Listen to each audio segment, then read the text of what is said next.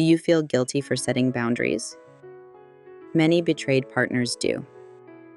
But here's the truth. Boundaries aren't about pushing someone away. They're about protecting your peace. Infidelity destroys the very foundation of trust.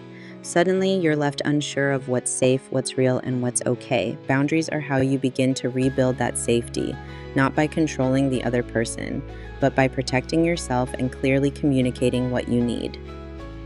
Today, we will review 3 steps to set boundaries after betrayal.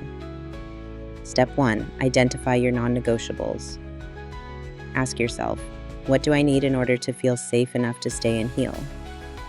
Maybe it's access to the truth, honesty without excuses, or time and space to process. Non-negotiables give you clarity about what matters most. Step 2. Communicate calmly and clearly. Boundaries work best when expressed in simple, direct language.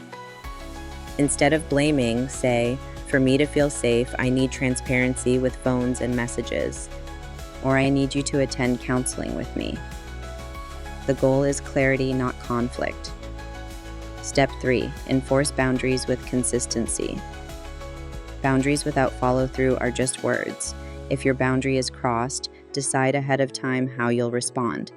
This could mean taking a break from communication, pausing intimacy, or even reconsidering the relationship if respect isn't given.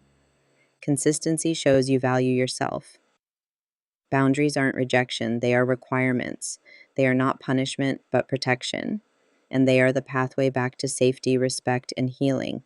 You are allowed to honor yourself. Tomorrow, on day 17, we'll take a closer look at trauma bonding and why it can feel so hard to let go.